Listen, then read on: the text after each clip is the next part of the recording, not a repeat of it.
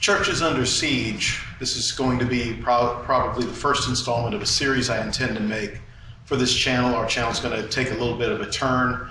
Yes, we do hope to have a video on BLM and the Jesuits coming up here shortly. I may not have time to get that shot today, but we are going to deal with this issue. Churches under siege. Now, in the past, we've talked about certain issues and about what the Bible says about different issues from government towards self-defense. But now today, it's time to get a bit more serious about how things really are coming to the future. Because believe it or not, the BLM is coming to your church. So is Antifa, so are other subversive groups, possibly even the Jim Brown Gun Club. Things are getting very serious, and what you do not understand is the direction of this attack.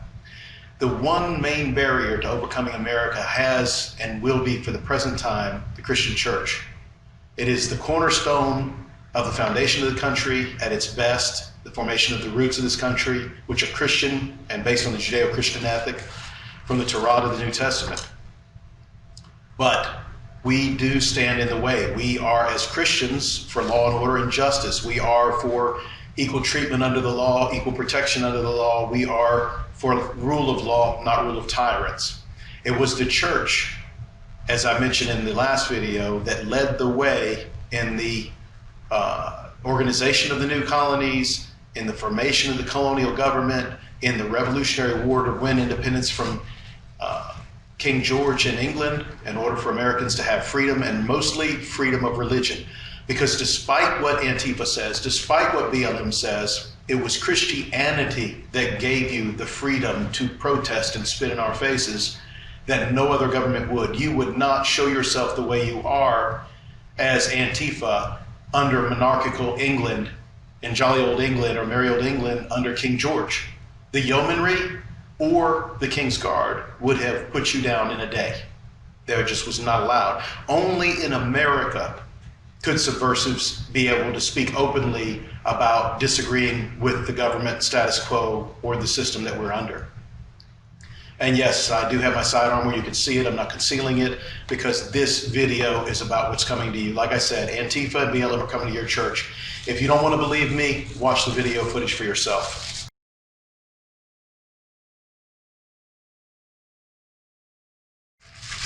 Now, admittedly, the Universalist, Unitarian Universalist, or Universalist Unitarians are an established and well-known cult. They're not really Christian at all. They're by any means spiritual possible to get to heaven or to get into nirvana or whatever they want to believe in today. They're not Christians. But my point is this: a supposed peaceful movement where CNN and other networks are calling it fiery but mostly peaceful, they burned down a church in America. Now, these are the same people that claim that there was all this burning of black churches and evil against churches in the past. They burned down a church without any regrets. I want to point out something else you guys may not have noticed. The shooter that tried to murder Kyle Rittenhouse in Kenosha, Wisconsin, was not only wearing a ball cap that said paramedic across the top as camouflage so he could blend in with the crowd and get close enough to kill someone, but he was also wearing a true communist mask. He was wearing a Baphomet. And that is, of course, the inverted pentagram, which is absolutely satanic, from Church of Satan and witchcraft, with the goat of Mendes inside it. It is like, if you don't believe this is satanic, if you don't believe it's Baphomet, we're not going to just use a pentagram, we're going to use the inverted pentagram, and if that's not good enough, we're going to put a goat of Mendes in there. These communists are anarchists, and many of them are Satanists. And their law is do as thou wilt. When you see Jay-Z wearing a shirt that says do as thou wilt, and Britney, or not Britney, but these other icons, Beyonce and others, showing off their iconography, when on television you see these music awards going on as they do openly satanic ceremonies, doing openly occultic things, showing it in your face that these are Satanists. And the children that are imbibing this kind of wickedness and this kind of Satanism, this is what's coming to our door. What you do not understand is BLM was founded by Marxists. I think that the criticism is helpful. I also think that it might, I think of a lot of things. The first thing I think is that we actually do have an ideological frame. Myself and Alicia in particular are trained organizers. We are trained Marxists. We are super versed on sort of ideological theories. These three women are avowed Marxists. They are not only lesbians, they are misanthropes. They hate men, they hate black men, they hate white men, they hate all men. And they are fighting against the patriarchy, which technically, not in its bad parts, but in its good parts, patriarchy is established by God, who says that men are subordinate and under the authority of God, and women are under the authority of men. So they are coming to destroy the patriarchy, they are coming to destroy men, and they are coming to destroy religion. They are after the Christians. That is an established fact. So what does that mean for us in Christian congregations? It means that this is the beginning. This day of sitting in America and saying we're not facing persecution is over. The day of talk and discussion of what could be and what's happened in other countries is over. We have two swords at our disposal. We have the sword of the Word of God, which tells us also that we have another sword that must be carried. Jesus was very clear in his commandment to the disciples on the night of his betrayal and arrest was to go and buy a sword. He said, if you don't have a sword, go and sell your raiment and buy a sword. He said, I told you in the past, don't take a purse or don't take a scrip, but now go back and get your purse and let him that hath no sword sell his raiment and buy a sword. The Bible is very clear. God is very clear. That was God himself talking to his disciples, telling them that, hey, they're going to kill me and then they're going to come to persecute you. So the day for this being an academic exercise of just thinking about things is over. We have not only that, but before this happened, we had an anarchist or a Satanist go into a church in Texas and shoot people, killed someone in Texas, and was put down, thank God, by a congregation that was prepared, and so they had a defensive person there to take care of them. This is the day and hour we live in.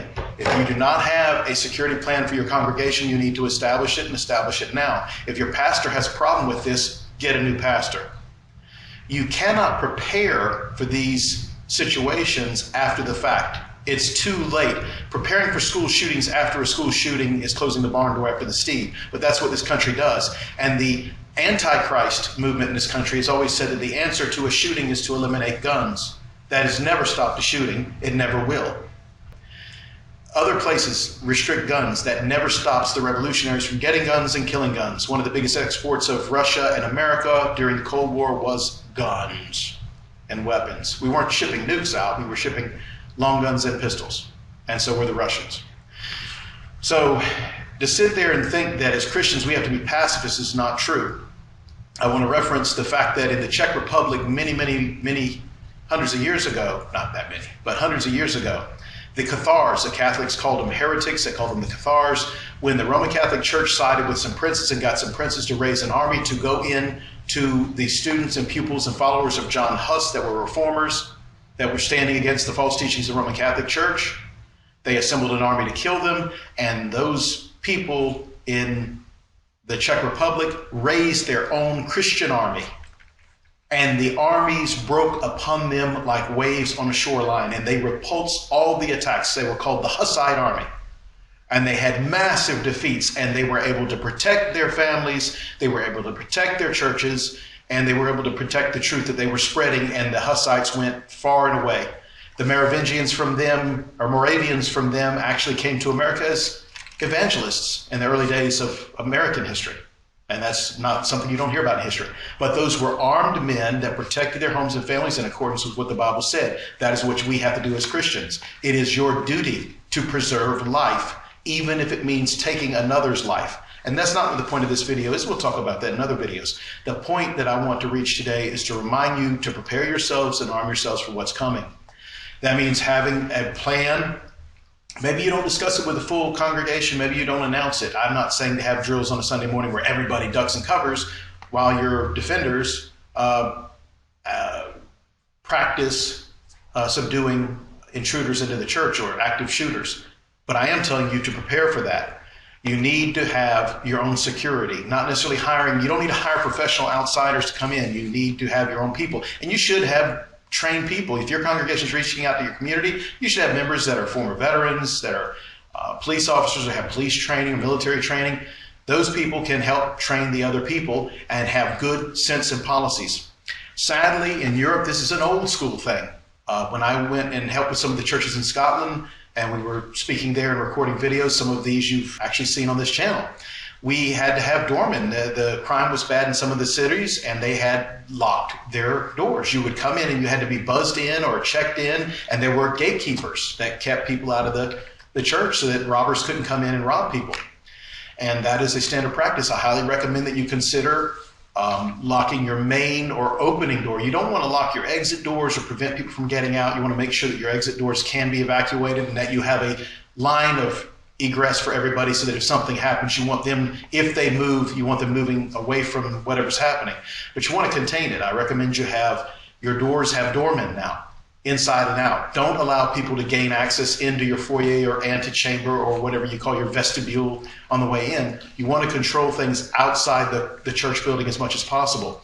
Another thing that you should think about, that we'll talk in other videos maybe, is the fact that if you hear multiple car alarms go off in your parking lot, that is likely what you're going to see in rioting situations. You're going to hear about rioting close by, or they go and they fight them in the city and they force them out into the suburbs like they did in DC. And you may be in church service and something happens, and all of a sudden you hear multiple car alarms going off in your parking lot and crashing, smashing glasses of all the vehicle windows. That is not the time for your deacons or elders or whoever would be responding to rush out and pour out of your single entrance.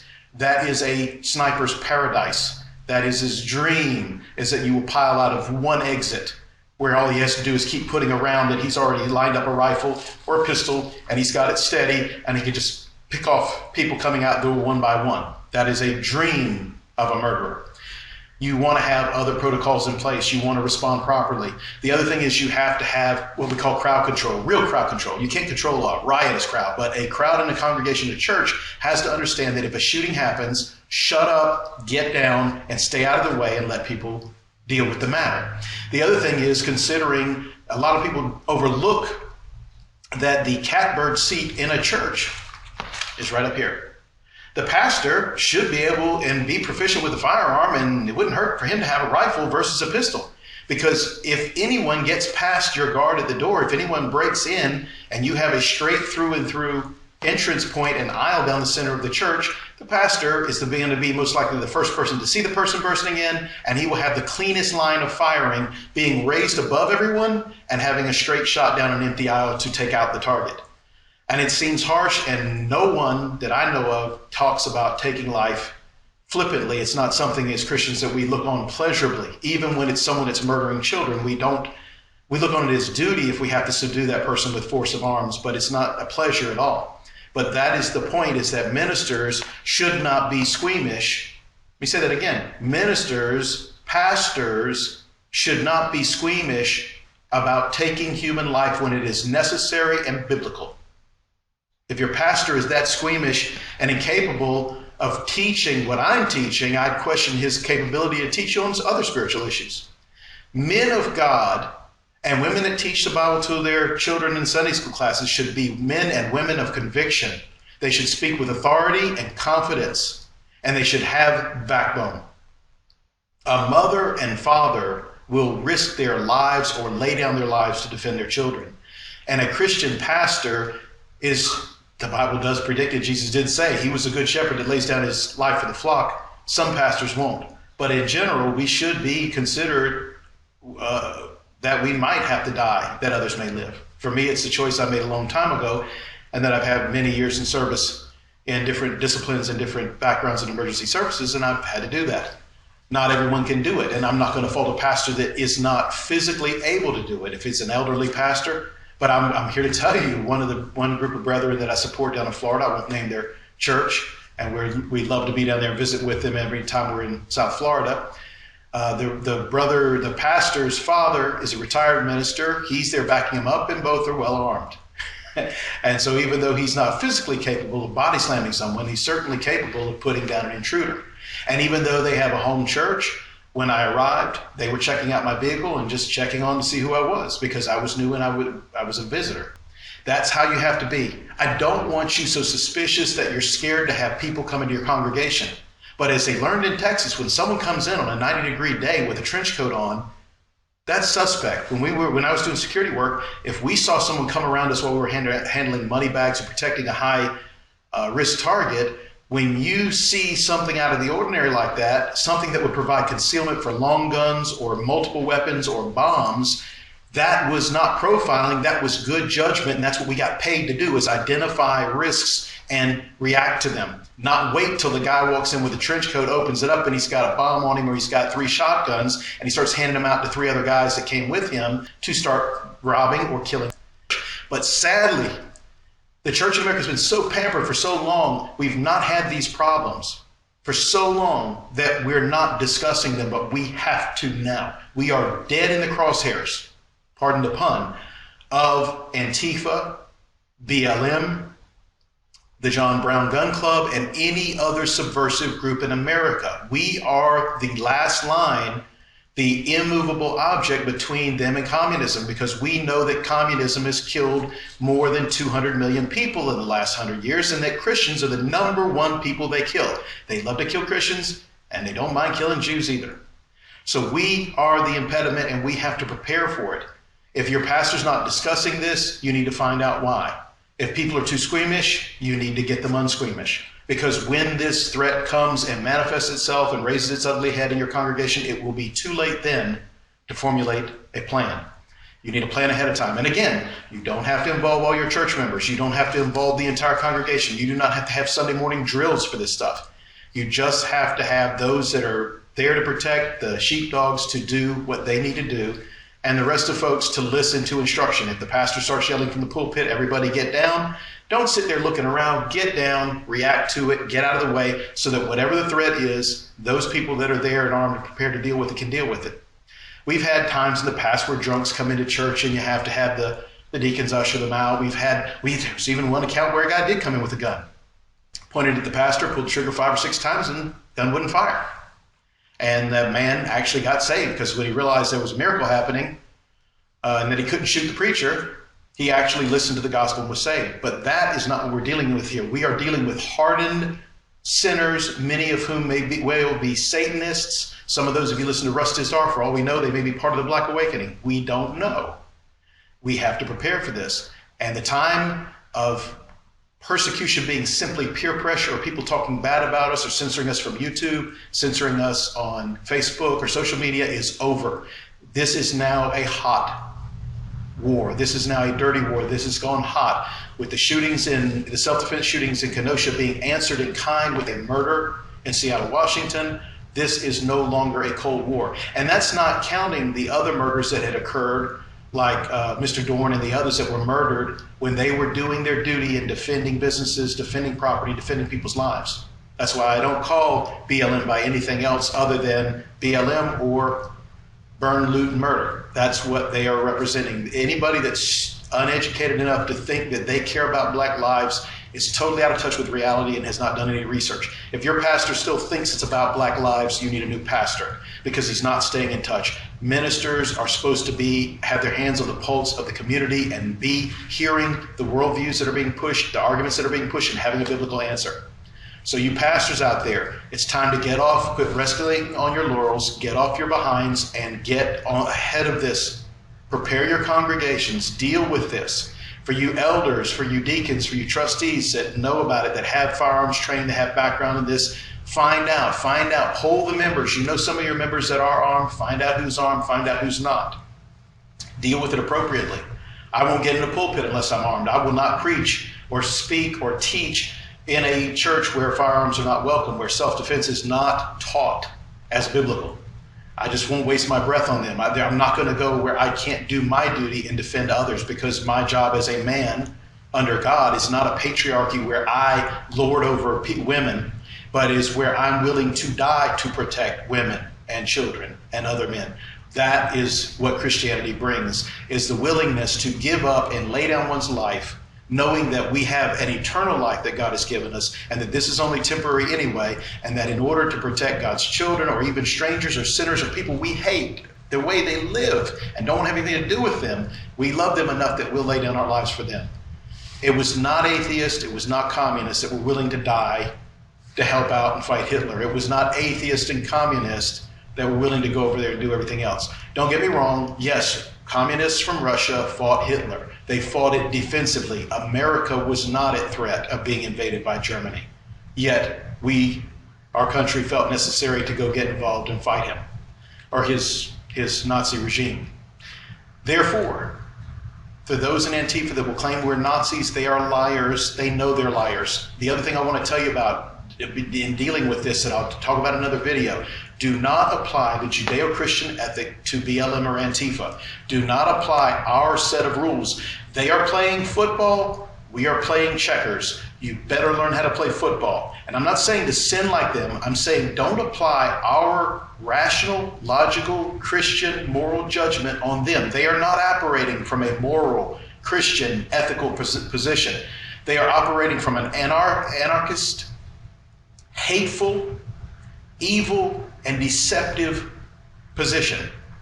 They will be as illogical as necessary. They don't care what the facts are. They will make up the facts as they go. They attacked Rand Paul, who pushed, I forget the child's first name, the Taylor, whatever, the girl that was killed.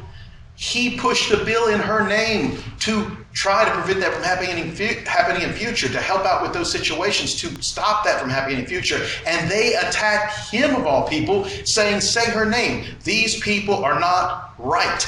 They are sinners, and some of them are demonized. You can see demonic manifestations in some of these videos. If I get a chance, if I find one, I'll put it in here in this video so you can see it. These are people that are operating with supernatural power.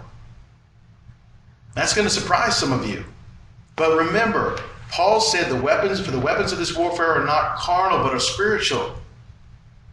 To the pulling down of strongholds, to fighting evil and spiritual wickedness in high places. We are dealing with demonized people that are pushing a satanic antichrist agenda, and they may be empowered demonically, especially if they're Satanists, if they've invoked demons.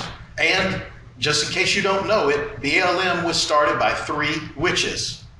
Yes, they weren't just lesbians, they were witches, and they were part of the Ola, I forget the full name, I'm going to do a video on that soon, witchcraft from Africa, that particular regional witchcraft that led to voodoo and Santeria here in the States and in the Caribbean. So these are witches, and the name they chose BLM was on purpose, and as the brother, the pastor that points it out, I can't remember his name right off the top of my head, that I love him, he does great work, and he's gone and he says that the BLM comes from an incantation from that witchcraft religion that is actually a curse or a spell that they're casting. That's how pathetic it is. It's blatant and obvious. So these are spiritual, and these women have said it, and I'm going to show you here, that this is a spiritual battle. In case you don't believe me about BLM, this is a spiritual battle. Look at this article. That BLM is spiritual. They are pushing a religion, and it is anti-Christ, and it is anti-Christian, and it is anti-you. So you better be prepared for it. God save and protect and preserve his church until his glorious return.